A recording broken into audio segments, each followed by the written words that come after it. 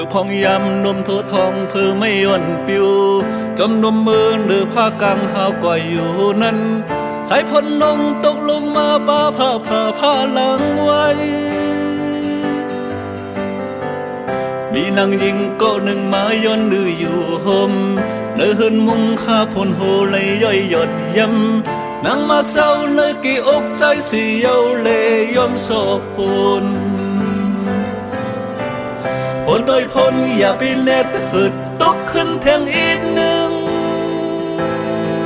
ผ้าแผดผ้านางเอ้ยอย่าปีหมอแห้งก็แค่เก่าตกเจอ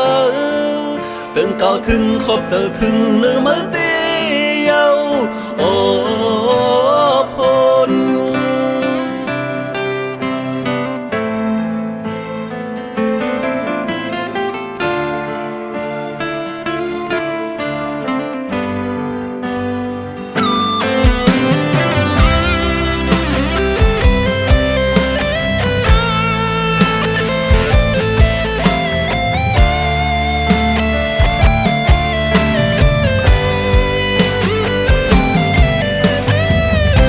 ลอมโกสายพลนงนั้นขึ้นเหิดเยา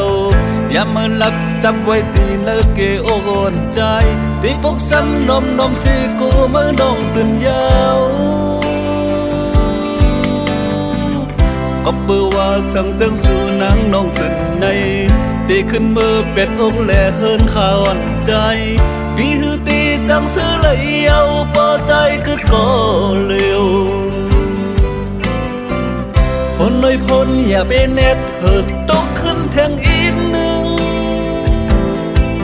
ผ้าแผดผ้านางเอ้ยอย่าไปหมอแห้งก็แค่เก่าตกเจอเรื่องเก่าถึงคบเจอถึงหรือมือตี